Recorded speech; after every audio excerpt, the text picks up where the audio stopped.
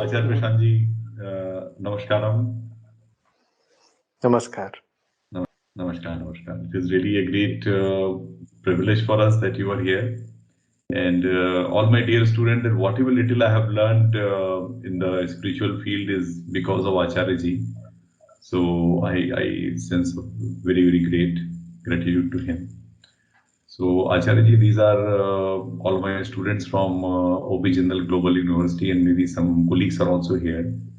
So they just completed a course on learning advocacy and management through Bhagwad Gita.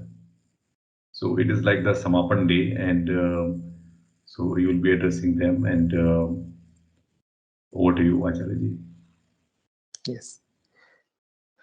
Thank you, Pankaj-ji. And I'm keen to speak to the students. So we may straight away begin with the questions, please. Okay, so sir, may I proceed with a question? Yes, please. Yeah, so first of all, namaskar to you. Namaskar, sir. My name is Shobha Agrawal, and I'm a student at the Jindal Global Business School, and I'm pursuing fourth year of my integrated BBA MBA program. So, I studied this course for 15 sessions, and there's one question that still remains in my mind. This conversation happened between Sri Krishna and Arjuna 5,000 years ago, and it's considered to be relevant even today, and it's considered to be timeless, right? But what makes me a little confused is that what component of this text is really timeless? What do we mean by timeless here? What component is considered to be timeless here? Why do we call it timeless, actually? Since this conversation has happened 5,000 years ago, and now we are residing in 2021, right? You see, the Gita, as we read it, has been addressed to a person in a particular problematic situation.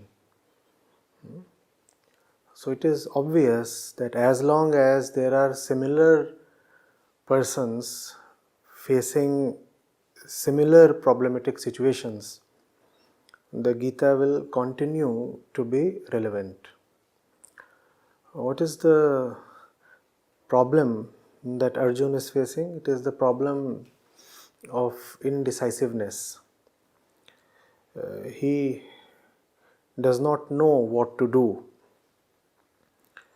On one hand, he is troubled by attachment and moral concerns.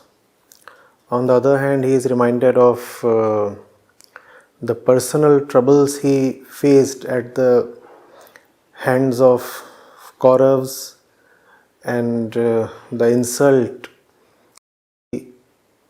his brothers, his wife, all had to bear. Then there is also the angle of who rightfully the ruler should be.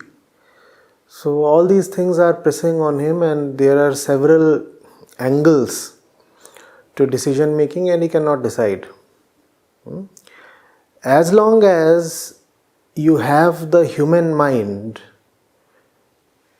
sandwiched between competing priorities, buffeted by attachment, greed, fear, anger, lust, and the urge to know the truth, the Gita will continue to be relevant. The day we have human beings who are no more prone to vacillations in decision making, the day we have human beings who have complete clarity in whatever they do, who operate from a center of understanding, that would be the day, theoretically, the Gita will no longer be needed. But be it a world of Arjun's times, 4,000, 5,000 years back, or a world belonging to the Middle Ages, 600, 800 years back, or these modern, postmodern times, or a world of future that you may envisage, the human mind will continue to remain the same. The human mind, by its very definition, by its very birth, is prone to a lot of ignorant tendencies. As long as the human mind remains like that, every single person ever born would need the light of clarifying knowledge. Not ordinary worldly knowledge that talks of things, objects around you, but knowledge that talks of who you are, your identity, not the subjects that you perceive, but the perceiver himself. Who is talking, who is seeing, who is feeling attached, who is feeling afraid, who is dithering, who does not know what is right at this moment,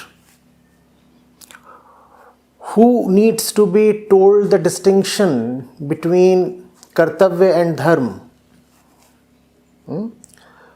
So that's the subject matter of the Bhagwad Gita, and this subject matter will continue to hold relevance today and always, because the human mind continues to be what it always was. You had the Kauravas, Pandavas fighting over property, throne, land, power, real estate. You have similar battles going on today. You had the deluded ego in operation at that time.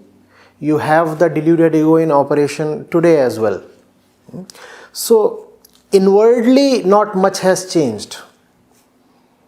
And therefore, the solution that was applicable to the inward situation then is applicable even today. And not only is the solution applicable throughout the length of time, it is also applicable irrespective of what your nationality, ethnicity, race, gender, economic condition, ideological affiliation is. Because at the core of the mind, the same tendencies operate irrespective of your situations. Therefore, the Gita will continue to have timeless significance. It's never going to become outdated. One thing you asked, which parts of the Bhagwad Gita continue to hold relevance? Yes, that's something we must focus on.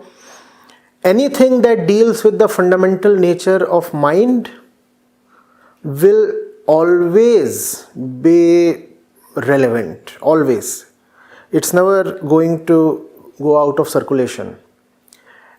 And those parts of any religious scripture that deal with stuff that is contextual only to the prevailing conditions of those times, they will lose their relevance. Not only the Bhagwad Gita, all the scriptures in the world have verses or utterances of both kinds. We have to be careful that we are able to distinguish the time-bound stuff, the temporal stuff, from the timeless stuff. The time-bound must be seen as distinct from transcendental. If these two are mixed, then we start giving importance to what holds no value today, and equally we fail to give importance to what is critically important.